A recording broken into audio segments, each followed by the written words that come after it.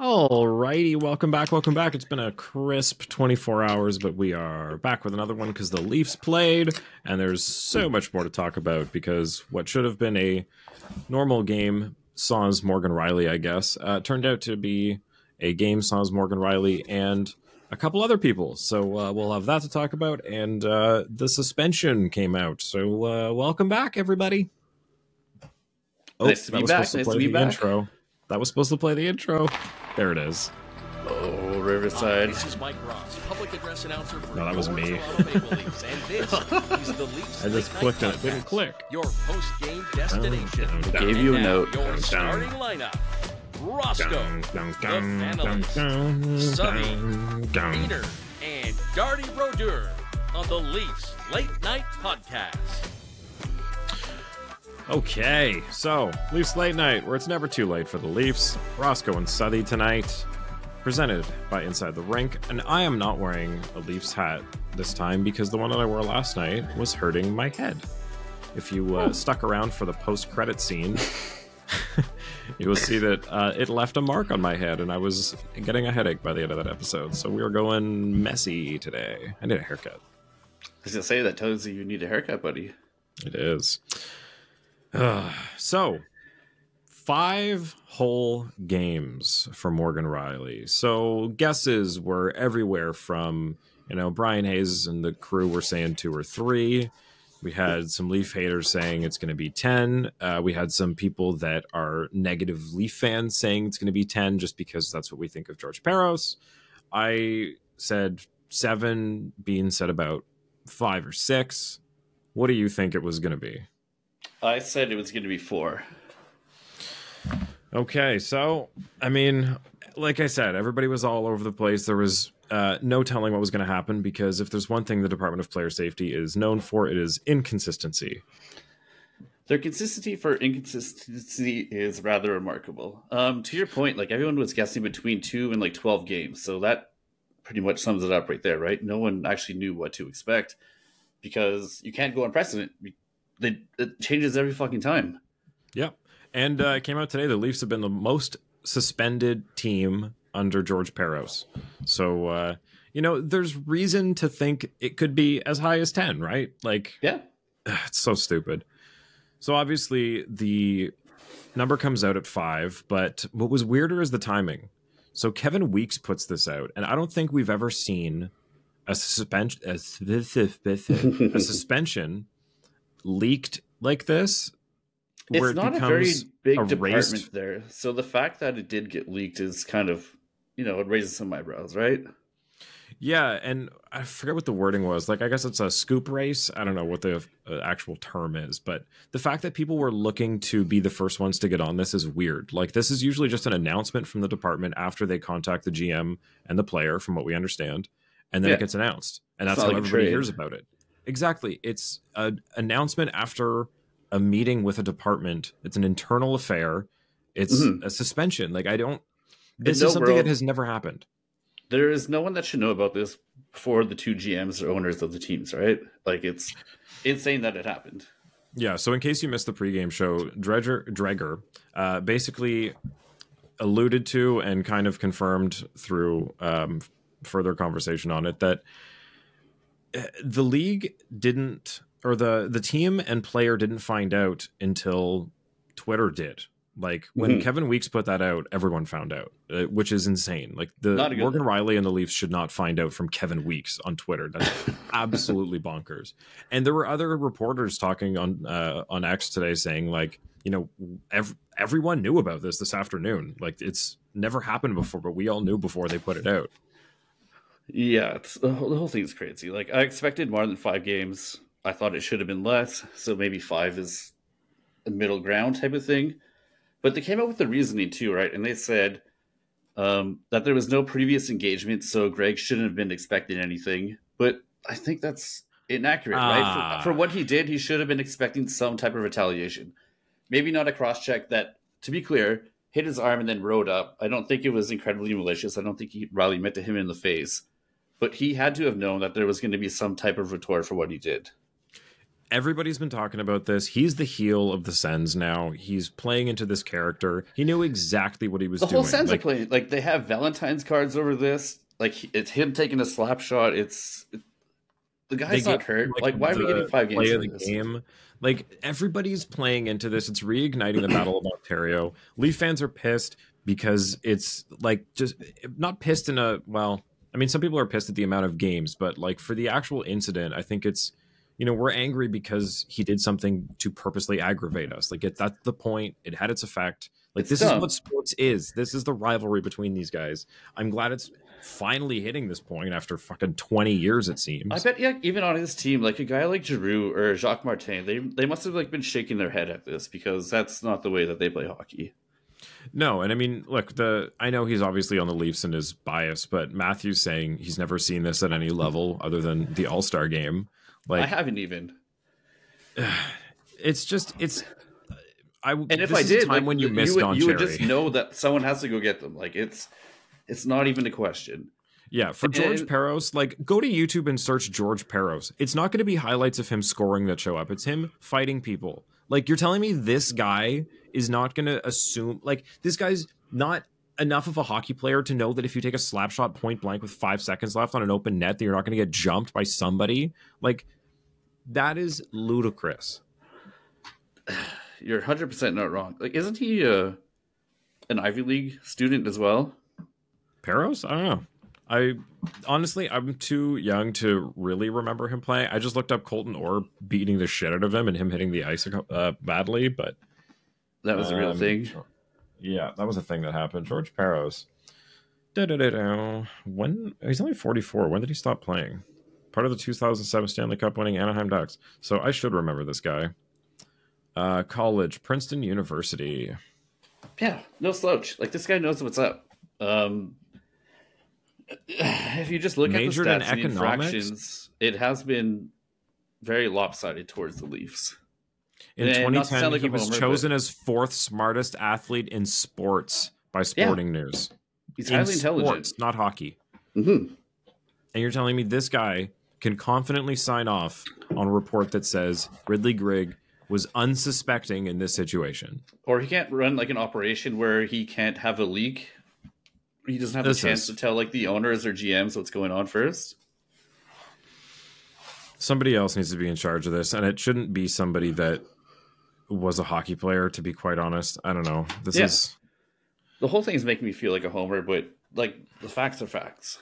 Yeah. The rule book is a sham, and this whole league just kind of calls shit by the And to further the point, like, I like what Rielly did. I wish he hit him maybe, you know, on like above the pants and the ribs or something, but he did what he did and sent a message to the team. And look how they played tonight. Yeah. So moving on, I guess we find out it's 5 games, and we think that's going to be the only person we're down. And obviously, we find out right before the game starts this illness that has been ripping through the team. I don't know what the hell is going on. Like, we find out Timmins has mono, so that's one thing. He's not part of this, but Gio was out, and now Marner and Tavares are both down with this. And turns out FanDuel didn't know either. Nobody knew. Like, McMahon wasn't even supposed to play tonight. Apparently, it was like when they took the ice, they went, oh shit, Marner's not playing. Like, man, like for both of them to be pretty out, like they must be pretty sick. So yeah, and for it to be that last minute, like they really wanted to, and the team doctor must have stepped in and been like, guys, you're gonna throw up on the bench. Like, the whole dynamic of the game tonight shifted, right? Everybody's roles changed, everything changed. Yeah, and I mean, like Brian Hayes said too, like anybody who's a Leaf fan knew that this was going to be this kind of game. Like, anytime we're down the Stars, like after the game, they even said without Rielly, the Leafs are like 15-2. Yeah. For some reason, when Matthews is down, it's the same deal. Anytime these guys go down, it's the team comes through as a collective and plays a completely different style of game where they're not relying on setting up a couple guys to score and then playing defense the rest of the time. Tonight, I thought Matthews had a few chances, but like he wasn't overly noticeable. It was everyone like Domi, it was Robertson, it was McMahon. They all upped their game like times 10. They were just huge tonight. They got way more ice time, and they just played a whole different style of game that they would normally be called on to play. Yeah, and I think because they don't know how long Mitch and JT are going to be down for. I think they might have been trying to lighten the load on Nylander and Matthews tonight. They were playing a really good defensive game. Like both of them were focusing was it, like, more 52 minutes into the game, there's only 12 shots against. That's a really good defensive effort from top to bottom. The first period, they only had like 3 shots. Yeah, 4 for like, it was like 26 minutes, like almost. Yeah, that's insane. So everybody was playing well defensively, which, you know, you kind of have to when you're down so many guys and you've got a bunch of rookies coming up. So, you know, it's good to see. It's not always a write-off, but when it happens, it kind of reinforces that, okay, like it does seem like every time they're going to do this. But maybe like it just talks to the depth of this team, right? Because if you were to play 82 games with this roster, you're not going to have the success that you would with JT and Marner. But with them out for, you know, a couple games and Rielly out, it just really shows that people can step up on this team. You also have the added bonus of people having absolutely zero playbook on you for a couple of games. Because like the Leafs for 6 years have basically been the same couple players that run everything. So everyone knows the few moves they have. You know, they can update it every now and then. But they know what to expect. They know, they know who's going to take the shot. They know who's going to pass. But when you completely throw that in a blender and take a couple of guys out, like throw all of your notes out the window, especially when you found out the second you took the ice that 2 of the guys aren't there. 100%. So the other thing, fuck this second line. So I was curious about the shooting percentage of this team. So I sent this out earlier today. I was doing a little stat research. So there's 7 guys on the Leafs that have over a 10%. It's actually over 11%. Matthews is the highest, I think, at 19. Ryan Reeves has the second highest shooting percentage on the team. So you can kind of take him out of the list. He's because an outlier, count. Yeah. Same with Robertson doesn't really play enough minutes to be considered either. And Yarncroke's been injured. So really you've got 4 guys that have over a 10% shooting percentage.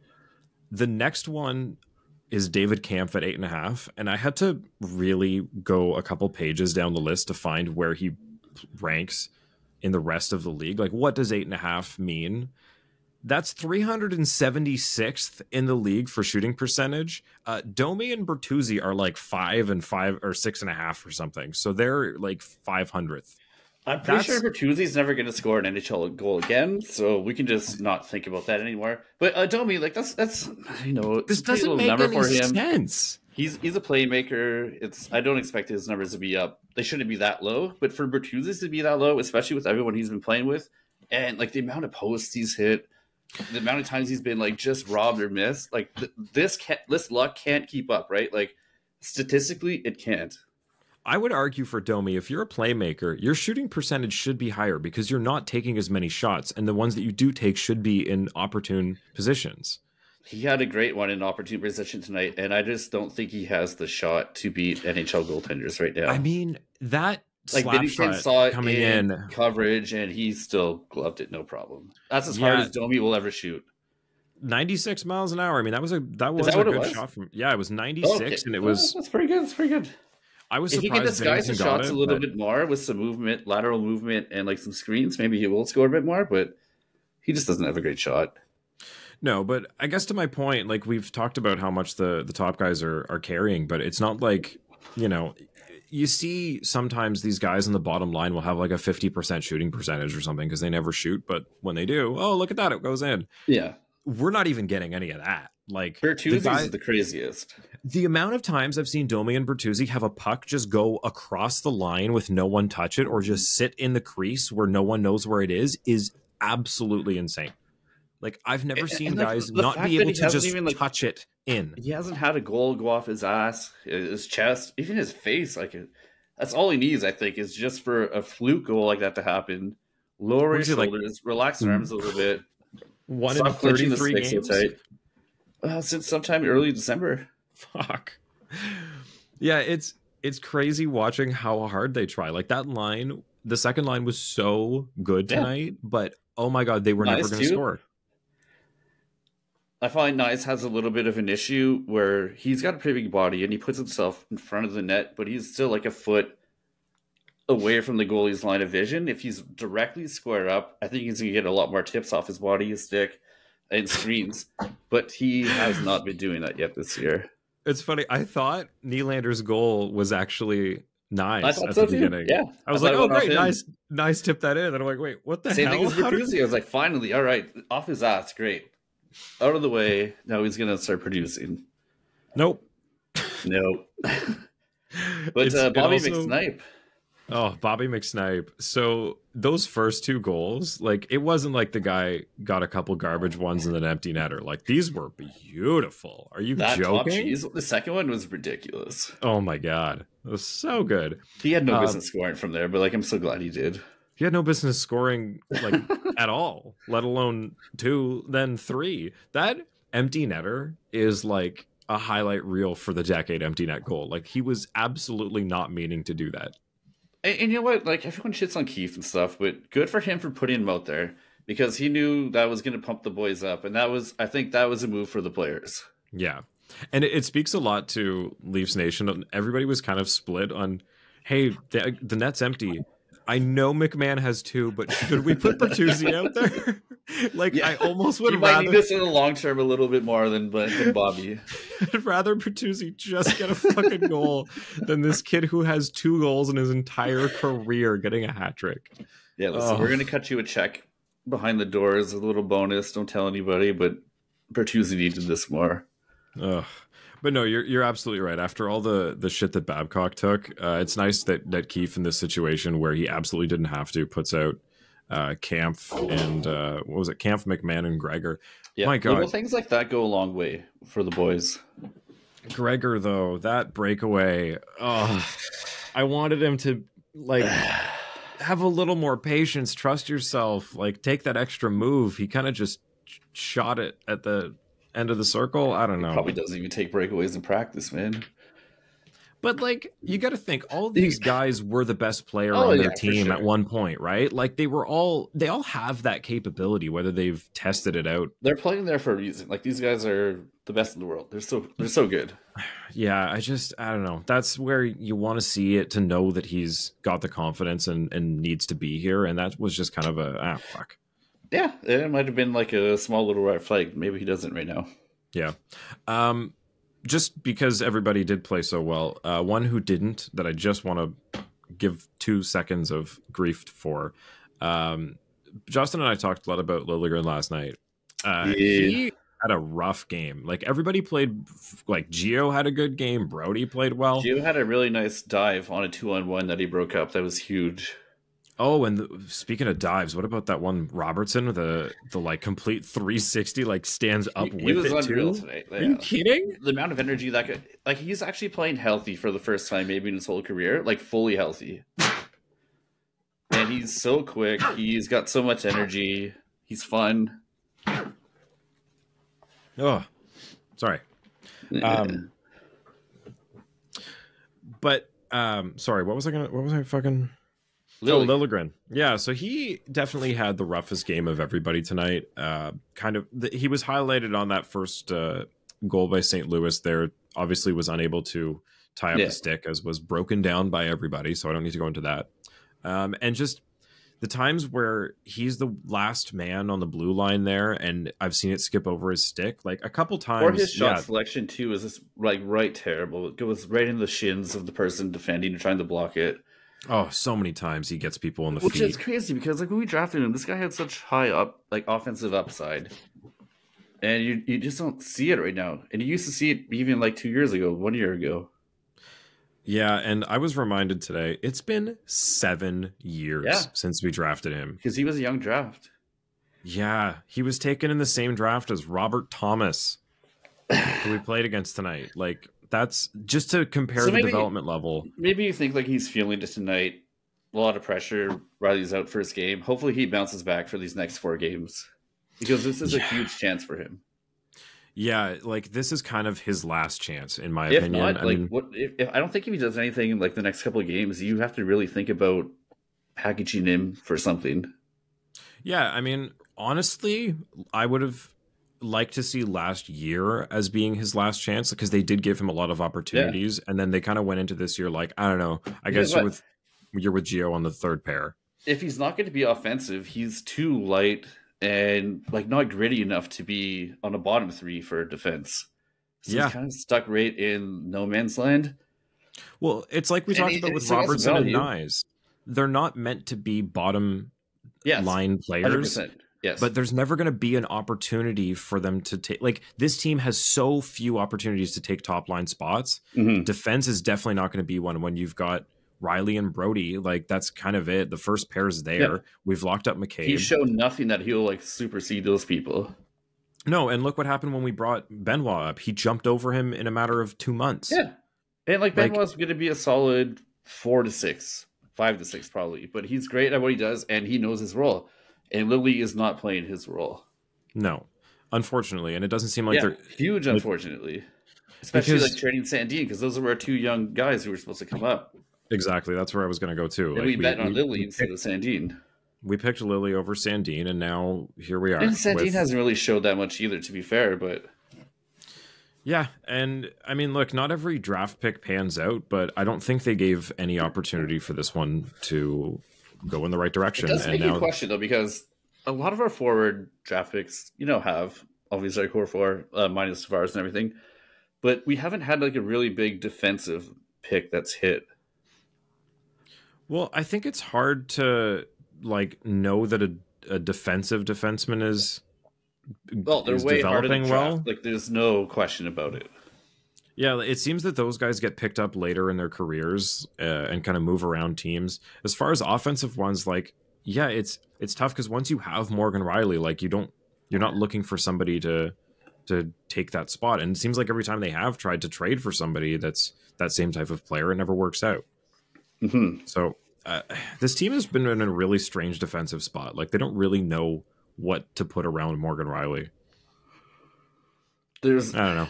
I've been saying for a long time, I think Toronto, the perfect guy was when Muzzin first came to the Leafs, right? Like, I was nasty, he was quick, he could have a great outlet pass, and he had a heavy shot. What the Leafs don't have is like a threat from the point right now. You have a threat that Rielly will go in and pinch. He's your offensive defenseman, right? But like, you don't have someone who can just blast it that will draw other teams' wingers out to your D and give more room to Matthews, Tavares, and Marner. Yeah. And that's just not a dynamic that the Leafs have right now. So other teams are defending against it. They need Benoit with a slap shot. Yeah. Like, sure. It's getting to the point. Caber had like a massive slap shot and was a little quicker.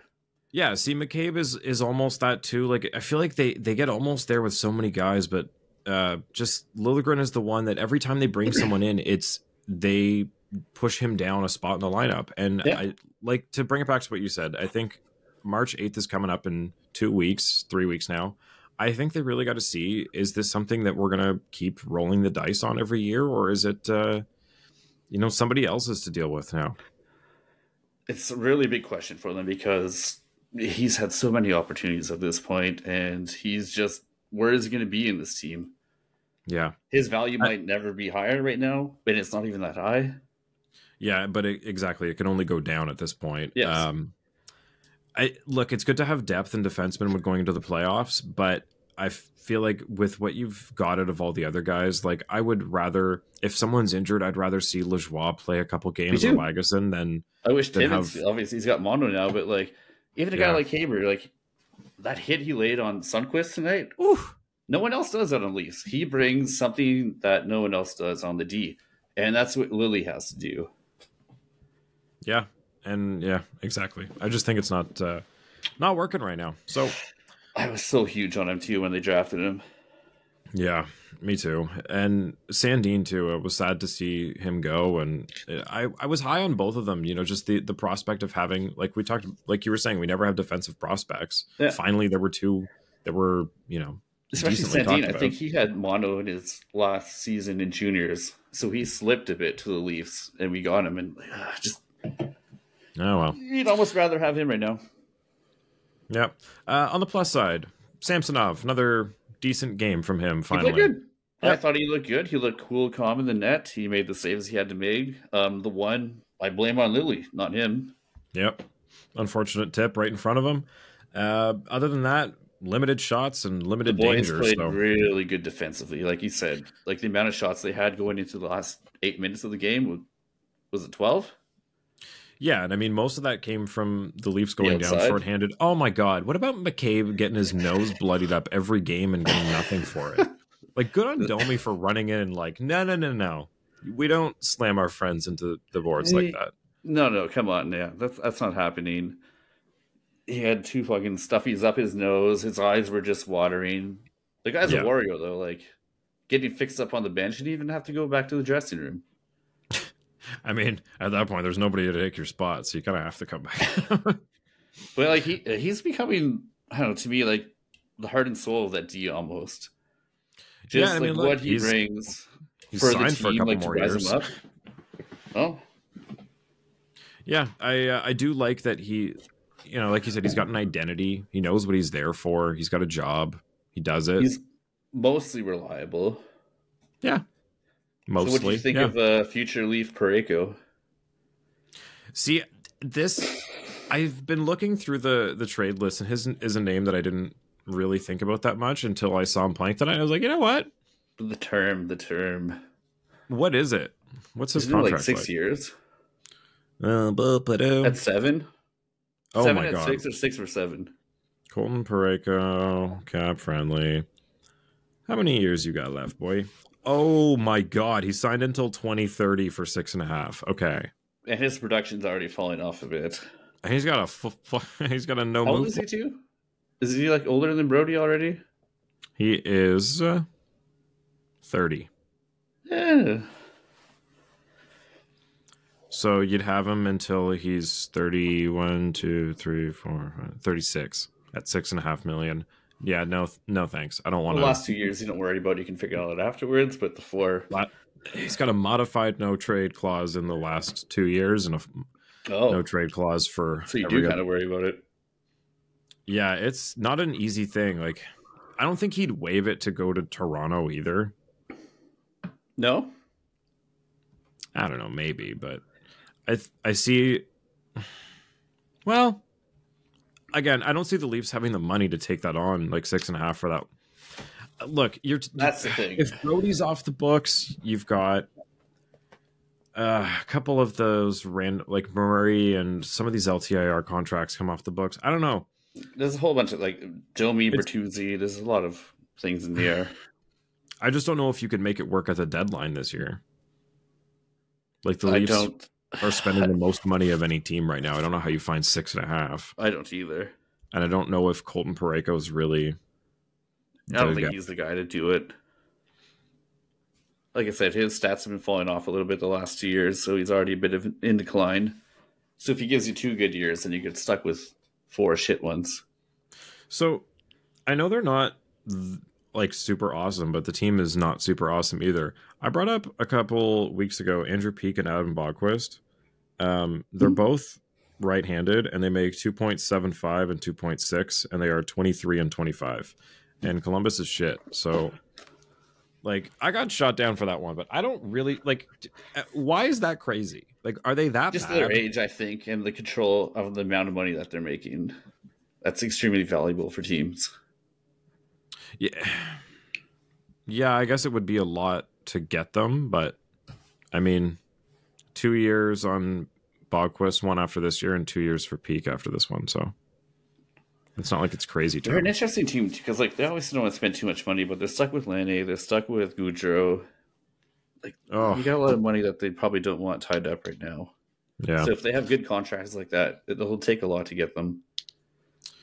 I guess quick little side transition. Did you hear about this Patrick Laine? Oh God, yes. Yeah. Like, if anybody didn't hear, there was a podcast that covers the Blue Jackets that was making jokes about Patrick Laine taking a leave of absence for mental health in a very disturbing way. Mm-hmm. We're not going to say it. No, it's just like what I couldn't help but think is, you know, compared to us, like if any of the Leafs took a leave of absence for that, like I couldn't imagine talking about them in that way. Like I just, like as a fan of the team that covers the, like I don't know how you get more to like as a fan, just like as a human being, you would never expect anyone on this panel to talk like that, right? No, and like I get people are shitty and people make shitty jokes, but like I don't know. They have As five somebody people on that panel, and the one girl, she came out with a great statement afterwards. She said she didn't really? understand what the joke was, and she didn't find it funny, and she severed all ties right there. But everyone else was kind of laughing right in the moment, so it was quite obvious that they knew what was going on. Yeah, I did. So, I mean, thanks for that. I didn't know that about that part. Yeah, it's just like, yeah, I get that as a human, it's a shitty thing to say, but like, I'm thinking as somebody that covers the team and calls themselves a fan of the team and wears the jersey, like to say that about somebody that like you claim to like represent, and I don't know, that's just no, I know exactly. I just don't know how you get to that level of shittiness.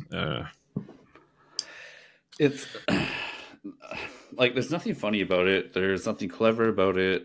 I don't get it. Yeah, I just want to shout out to the people that have been donating to Columbus and Ohio's mental health awareness stuff. And you know what? Even like a lot of the big name reporters and Patrick Laine himself came out about this. So good for everyone for rallying around him right now for this, because it's frankly it's bullshit. Yeah, the one of the other podcasts on our network Inside the Rink here, I don't know how you say it. It's Objectively Speaking, but instead of objectively, it's CBJ, like Columbus Blue Jackets. So I don't know how you pronounce that, but anyway, that's the mystique. They donated in Columbus or in Patrick Laine's name to the Ohio mental health resources. So huge shout out to them for doing that and being better for the fan base than this other podcast that doesn't even need to be named. So just I don't know, reminder that there are good people in the hockey world, but there are also shitty people. So, just be louder than the shitty ones and we'll all feel better. Yeah. And like, you know what? We're not having a million listeners here, right? Neither were these guys. We're having fun with this. We're doing it because we're passionate and we care about what we're doing. So when you start doing that stuff, there's no fun. There's no passion. We got to be better than that. Okay. Fun right turn here. What are we going to nickname Bobby McMahon? Bobby McHatty. It's over. McHatty? Like I was going. He's never going to score 3 more goals maybe in his career, but it's done. I've been calling him McNuggets. So I remember when he got his other one, it was just McNuggets. And then he got two. Then I got 2-piece, and then he got the 3-piece McNuggets tonight. So when he got his second goal, I called him Bobby McSnipe because that goal was ridiculous. Yeah, I mean, I think the Mick just allows it to be very versatile. Easy. Just whatever 100%. The situation is, throw Mick in front of it, and great, it's a McMahon. But you know what? There's a lot of good. I bet you if you looked it up, there's a lot of great NHL players who've never scored a hat trick. So Bobby McHatty, I think that would fly really, really well in the room. You know what? That's probably a fair point. Like players that score a lot obviously have a number of hat tricks. Who's done it this year? Matthews? That might be it. Didn't Marner get one? Marner might have got one. I don't think Rielly or Tavares did. Leaves? Where's Justin? Leaves hat tricks. Oh my god. Okay. I'm not doing this like this. Where is this year? You'll never find it that quickly. This year started Ryan O'Reilly, John Tavares on. Nope, that was last year. Okay. No, Matthews, Marner, Matthews. Matthews has 4 this year? Yeah. That's insane. My God, he's the best goal scorer of all time. October 11th, October 14th, November 4th. I can't remember the exact numbers, but I saw a stat like just the other day. He's like 25 games ahead of Ovechkin for amount of goals scored already played. That's crazy. He's on a much better pace than Ovechkin is. Okay. Since 2013, what's that? There have been 32 hat tricks by 10 years by Leaf players. By Leaf players. Okay. Austin Matthews is 1, 2, 3, 4, 5, 6, 7, 8, 9, 10, 11 of those. He might be pretty good at scoring goals. He's literally a third of the Leafs hat tricks in the last 10 years. The rest of them, Nazem Kadri, Phil Kessel, Tyler Bozak, JVR. Yeah, Bozak got a couple in here. Yeah, Tyler Ennis. He got a lot of tips. He was a big man in front of the net. Andreas Janssen, shout out. Oof. In a 6-0 win against Philly. And Wow. Tyler Ennis had one. Ennis. Jason Spezza. That's shocking. In the 7-3 win against Vancouver 3 years ago. And Ryan O'Reilly's. Other than that, it's been the core. Really? And by the core, it's basically just like a couple from JT and the rest from Matthews.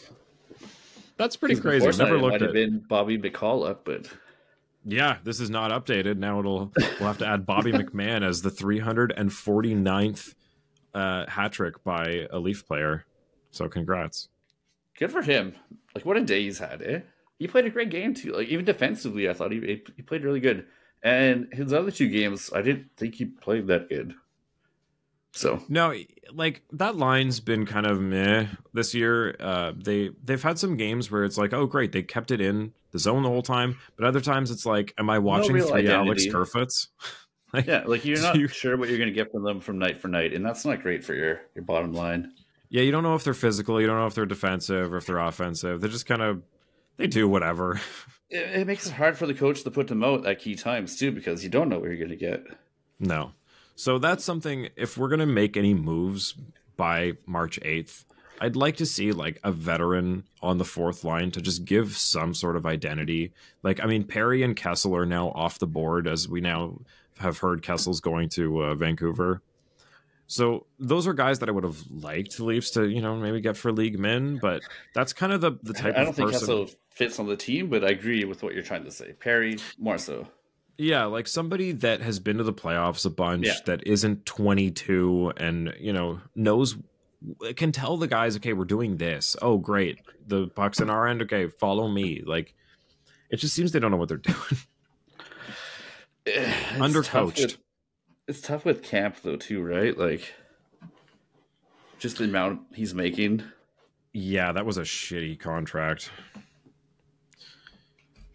I don't know about Camp, man. Yeah, when he's making that much amount of money on your 4th line and he's not producing as he was in previous years, like not even close. No, like, and like you tie, like, we're trying to hail him as like this defensive power kill dude, but even then he's not the same. What does he make? 2.5 tied up for a 4th line center. Was he 2.5? Yeah, for like how much, 2 or 3 years? See, look, if he was 1.5, 2.4. which is probably 2.4. Okay, if he's 1.5, which is probably what he's actually valued at. Yes, and that's being generous.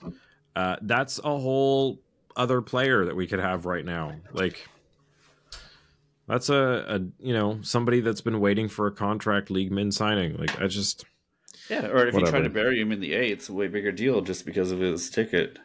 Yeah, it's somebody you can waive and maybe somebody will pick him up, but at this point, there's no way. But it's so kind of weird. Like, before this year, he was so reliable too. Like, you would have wanted him on your 4th line. Maybe not for that amount of money, but you would have expected a certain amount of play from him that we just have not received this year. Well, I think to his credit, the most change we've seen in the lineup has been the bottom 6. Yeah, this 100%. year, and he's kind of the only guy left from last year. Yarncrocs there. Yeah, Yarncrocs there. But I get, like, for the most part, that bottom 6 is entirely different. Yeah, so it's a whole different look. Maybe he's just their line to be a lot more offensive too. So the 4th line would have had to be extremely reliable defensively. Yeah, so I just think maybe with the new makeup of guys there, he just doesn't fit in the same way that he did last year. And, unfortunately, they're paying for him to be better than he was last year. Yeah. At the same point, I don't feel like he's someone you should trade and like throw in maybe a 2nd round or something just to offset the money, but it's not a great predicament to be in right now with them. No, and that's kind of what it comes down to with this team heading to the deadline is you're not in a great predicament at all. Like, there's not many available players that are going to fix the situation. You don't have a lot of picks and prospects to trade, and you don't want to, and you don't want to move any of the big guys. So, like, and you don't have much dead money to send away either. Yeah, there's not much they can do. Like, I know everyone's screaming Brad, and by everyone I mean SD. Like, there's everyone on Twitter. There's a whole faction of Twitter that is just puke-inducing. But yeah, we won't go there. There is not. Everyone's asking, like, what's the trade? I've seen a couple proposals, but really, like, there's nothing out there. No. Even like I was asking for Rico, like, what are you going to give? How are you going to compensate for his amount of money? Like, yeah, like I could Brad look for came a guy in this summer. He's had not even half a year so far. Like, it takes a lot more time to, you know, carve out your own team, right? Well, especially when you come into the team where all your first and second round picks have been traded away already. Yeah, exactly. And your core team is set, so you can't really mess with that too much because there's no trade clauses. Yeah, it's like your flexibility is just so limited.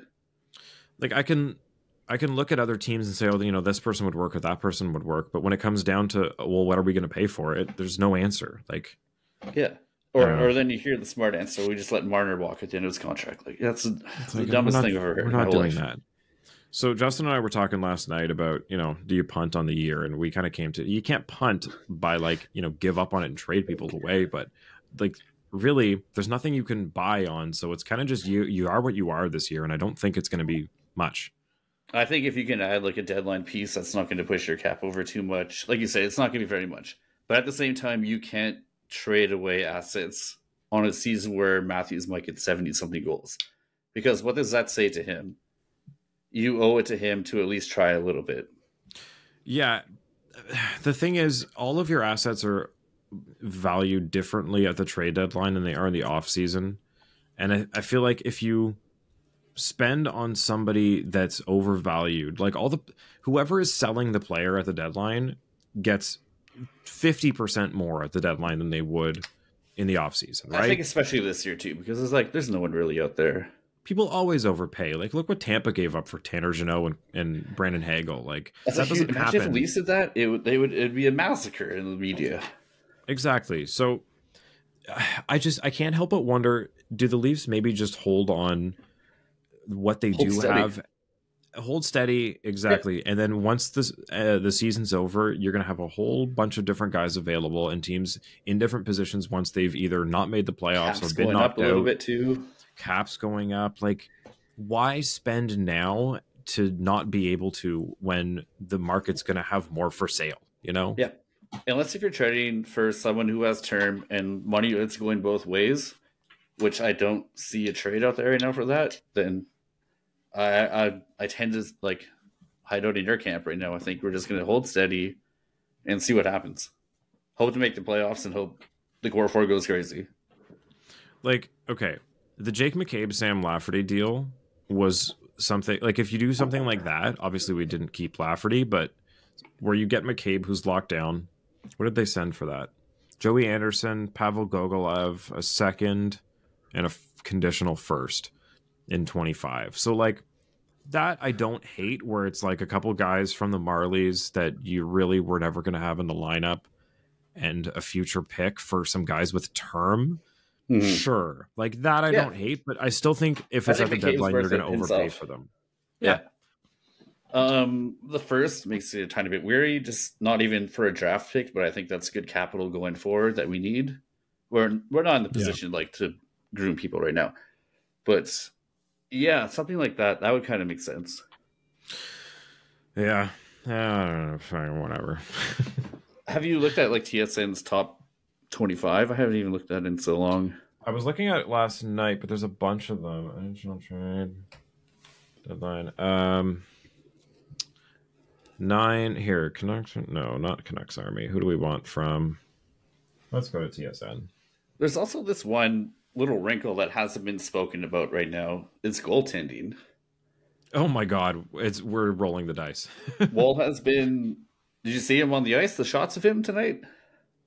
I mean, I wasn't paying attention to it. It was like Leafs porn. He looked. His ankle was going in circles. It seized. It looked great. He doesn't look too far away. However, he's got such an injury history. Sammy, one of the best goaltenders last year. This year, you don't know where you're going to get. And Jones, it's such a question mark. Do you trade Jones? Because he might have some value. You could probably get like a second round pick for him.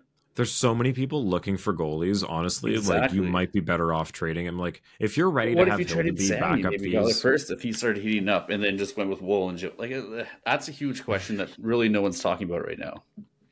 like, obviously the safest thing is just say, well, they're going to ride the 3 into the playoffs. But, well, we're in this position where you've got no picks to trade.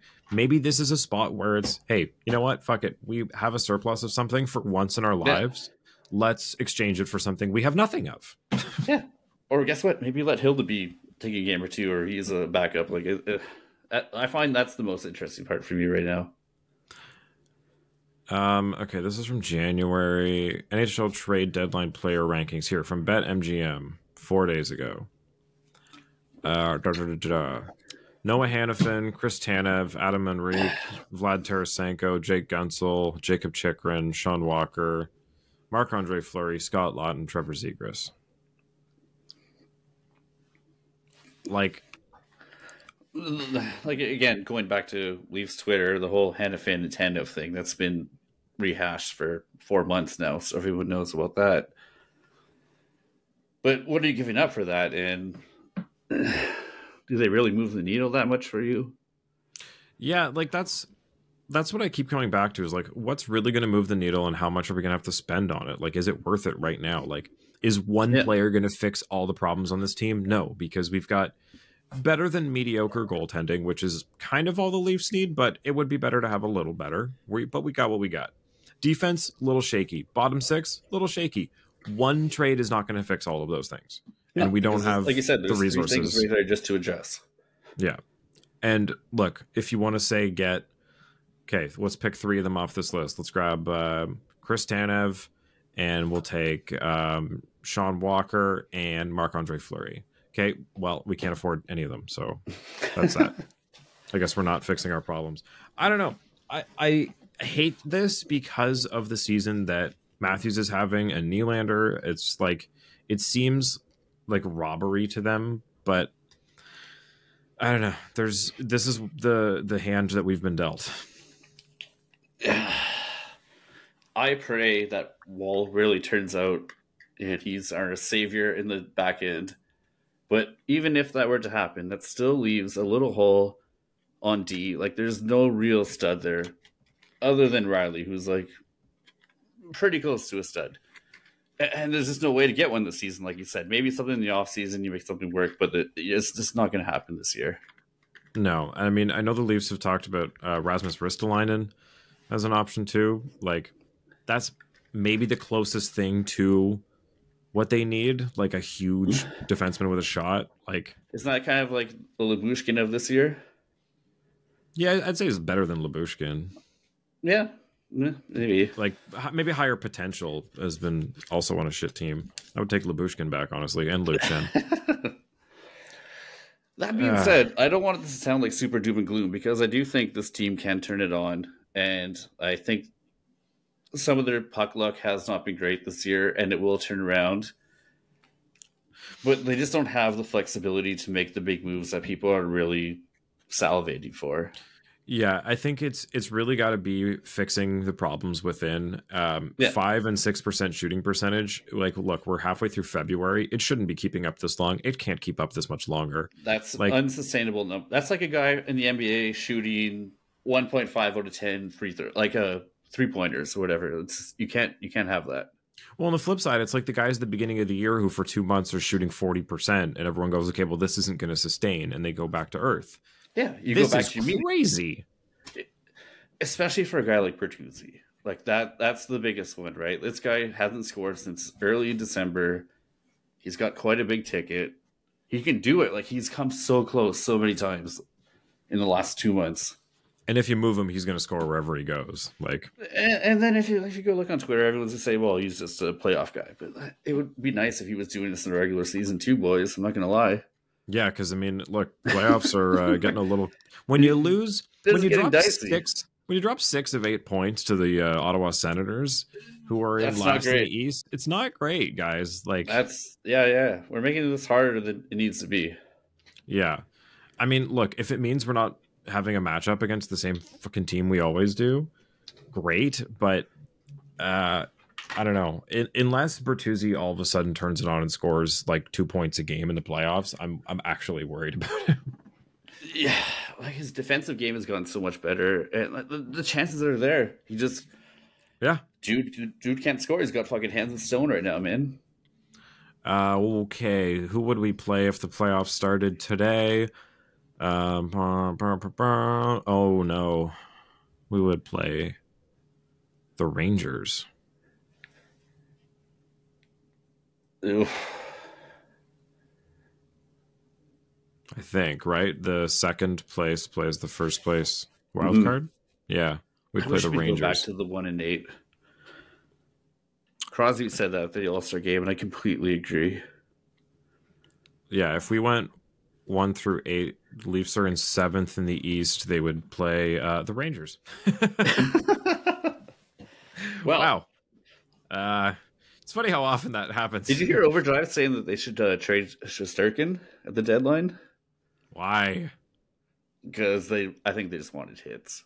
That's the craziest take I've ever heard. Quick is super old. He's only got a couple more years left in him. As good as he's been playing, like their goaltending situation right now is so enviable.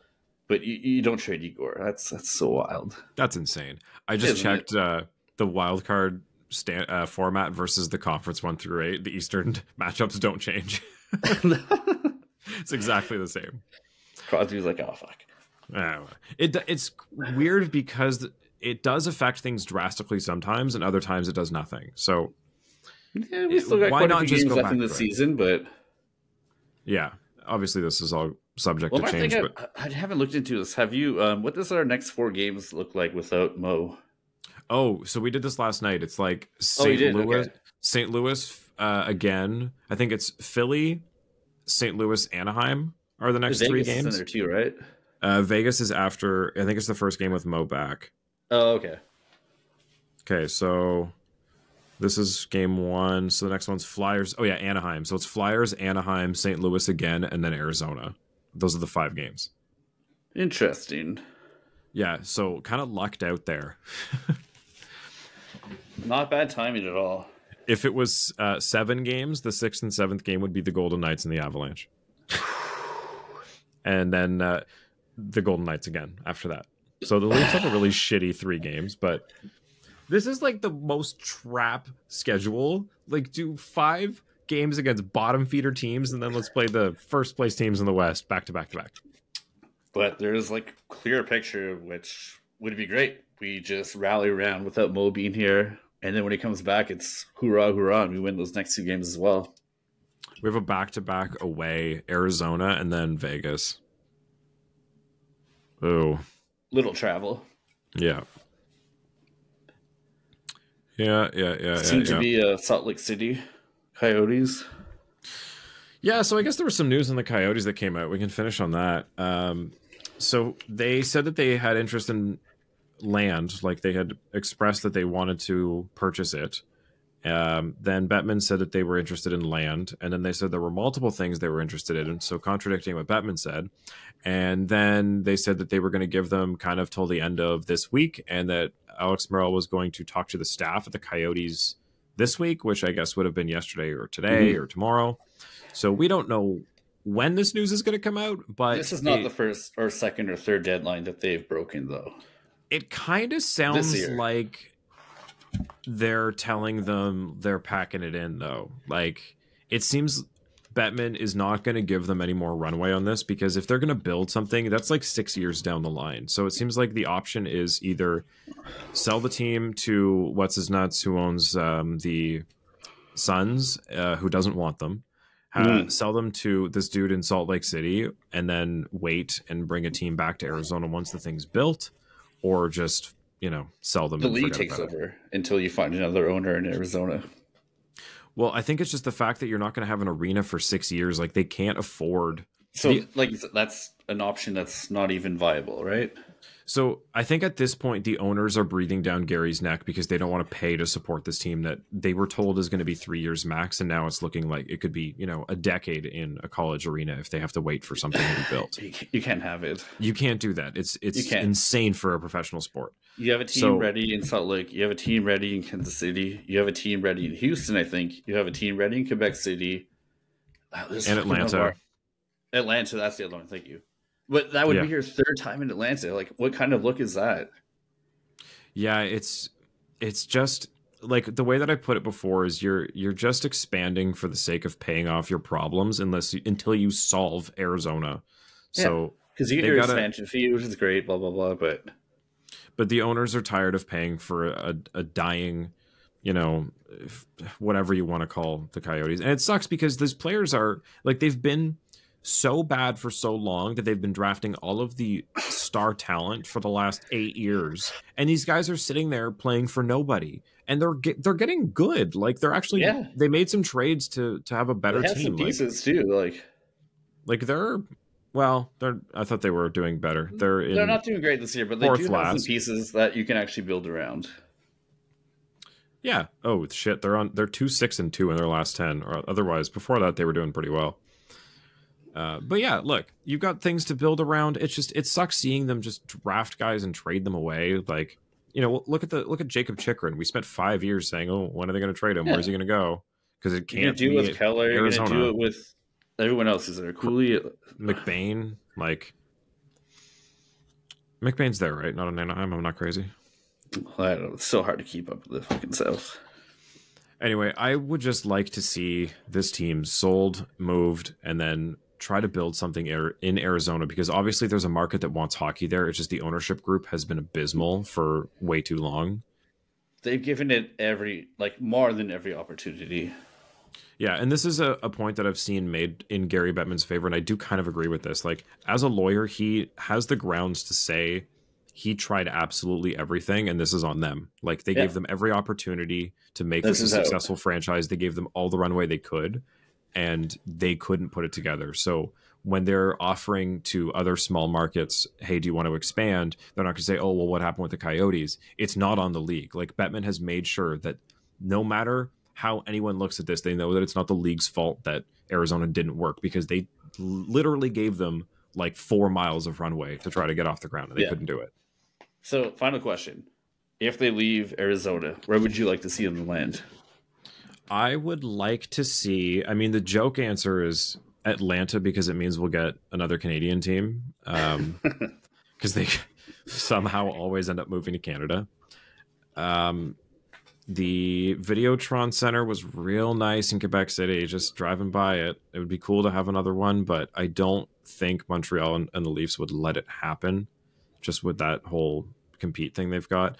Okay, if I'm taking all that out and I'm just speaking objectively, Quebec City would be cool. I think the market can take it, and it would be fun to have an old team come back. I guess most of those, I guess most of those markets, it's an old team coming back. My pick, I think, would have to be maybe, I'm going a little off the board here too, but I would think it would be Kansas City. Houston's also like the 4th biggest market in the U.S. that does not have a hockey team. Yeah, if we're talking like for the growth of the sport, definitely with the success of basketball in those places and how many people are, or football like, young too, people are moving. With the Chiefs lately. Oh yeah, obviously the Super Bowl. Those guys, we can't say Super Bowl. The mega plate. But yeah, it's Houston's obviously becoming a hub for entertainment and lots of young people moving there. So that makes sense for sure. They've got the facilities for it. I don't like Salt Lake as much. I really don't like Atlanta. Quebec I do like, but then you're going against the small market Canadian dollar tax. Yeah. It's it's a huge uphill battle. Yeah, I don't think there's really feasibly room for another Canadian team. Like in Toronto, there's no other major sport that has 7 Canadian teams. Like there's room for growth in the States to keep this game profitable, because I think at the end of the day we need to make more money for this if the cap is going to keep going up and yada yada. Exactly. So if you want a successful one that's going to be good for the league, I think Houston is probably the best pick. That's probably my guess as well. Kansas, I think you're just going to struggle with getting people interested in hockey. It'll be good, I think, for a couple 5 years, maybe 7, and then after that it'll just die down if they're not really run well, or the product on the ice is not that good. Yeah, that's what it really comes down to is, the success of Vegas comes from how much the ownership group gave a shit about winning, right? Yeah. Like they weren't just building a cash cow. They wanted to win and make sure that it was a product that was going to sustain itself, and people That's a unique situation too, because they just got the football team. They're getting the baseball team this year coming up. Like Oakland moved to Vegas. So like no other city has that type of dynamic, but yeah, it's an interesting way to have your branding is just winning, but it worked. You know, in a city where you're always a loser. Yeah, actually, it's a good point. House always wins there. So if somebody's going to actually put the money in and not just be a billionaire who's writing it off, I think that's going to be the key to success in the southern states, because you need to really have a successful team, because people will get behind anything that they can cheer for because it's winning. Like, yeah, exactly. If you give people an excuse to yell and cheer and drink, I think people are going to go. But if the team sucks, then no one's going to go. Especially if you have so many other options. Exactly. But the new expansion format does help that. But I mean, we're not talking expansion. We can't expand. There's no way we can expand. We're talking moving 30 teams. We're talking moving the Coyotes. So relocation. They're already mostly set, like we talked about. They have a lot of picks. It's just that the ownership group has been, we don't want to really spend the money to build a team out, and they've just kind of wrote it off. You can't trust it from like 5 years to 5 years to be the same. So I think if someone gives a shit, makes the right trades, they're not that far off. You could have a successful product. So yeah, it's there. Salt Lake, I think the only advantage is they've got all the Olympic facilities. Yeah, and you get like the upper left west coast as well. Like it's even like Portland's not a bad idea too. There's so many hockey fans up in the Northwest, but be interesting to see. The other unspeakable hockey arena thing is a second team in Toronto. Yeah, I don't know. People always talk about this, but like I don't know. With the amount of things to go to in Toronto, are people going to really get behind another team? Like I know New York's got two, but like how many people are the Leafs are? Like how many people want to go to hockey games in a GTA of like 6 or 7 million people? Look, speaking objectively, like the Leafs are the second Leafs. The Raptors are the main team in that town, and you think the so? Second. Yeah. No, I mean, maybe not anymore. Maybe for a few years, but maybe not this year because they've kind of moved on from that core. But I'd say for like the last 10 years, it's been a lot more people that have been interested in the Raptors and spending money on them and wearing their jerseys around and going to the games. Like those things. I would love to see the numbers. I think maybe they feel a bit more prestigious because they've been to conference finals. They've obviously won it the 1 year, but that's pretty interesting. I think they have more of the bandwagon effect because of that, whereas the Leafs just have this they're always losers thing where unless you're into them by, whatever thing has indoctrinated you, you kind of avoid them. True, but the Leafs have the thing where like your father cheered for them, your grandfather cheered for them. This has been passed on like for generations. Well, that's what I mean. And unless it has been passed on to you, I feel like people aren't getting into it as much as they are picking up, being a fan of the Raptors or the Jays. Like I feel like Leaf fandom is more inherited than it's more nature than nurture. We're born with it now. Yeah, evolution. So just to bring that back, I think if you bring another team in, like it's already hard enough to keep those three teams afloat as it is. Like not that they're doing badly. I think it's just like it's a lot of attention divided in that city when there's a lot of other things going on. Like sports are not the biggest thing in Toronto, right?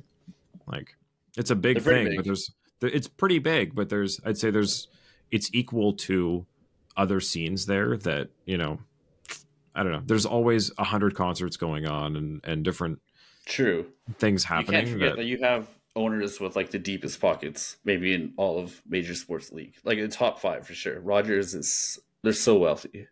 Yeah. And then, I mean, it comes down to who's going to go up against those guys and own a team in Canada. Like, maybe I'm just talking to my ass here. If Galen Weston is going to step up and set up another team above, he's going to expand that old Maple Leaf Gardens above Loblaws. It'll never happen because Ottawa will never allow it, Leafs will never allow it, and Buffalo will never allow it. Yeah, I think that's what it comes down to. It's all just kind of a pipe dream. We'd sooner get an NFL team before a second NHL team. That would be interesting, just because of the off-season times. But we are. Yeah, we'll see where the Arizona Coyotes end up. Oh, do you think they'll change the? I guess they'll have to change the name. They're not going to change the Coyotes.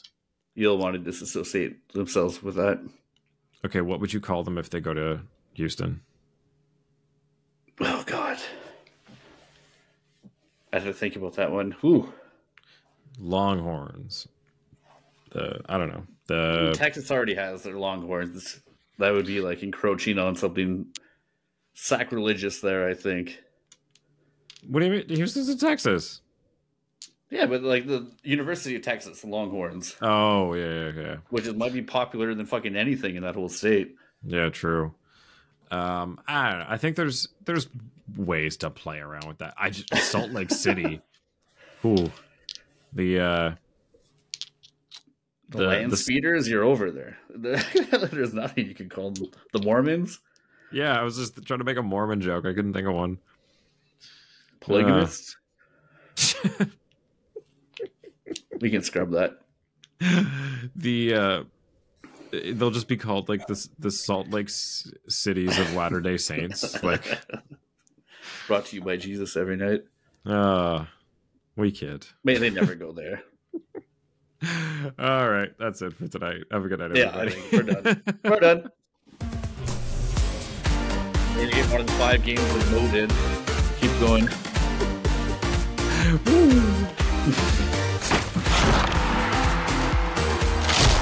Follow us on Twitter and Instagram at Leafs Late Night, your night of post-game podcast. Available after every game on YouTube, Spotify, Apple Podcasts, Audible, and more. Yeah.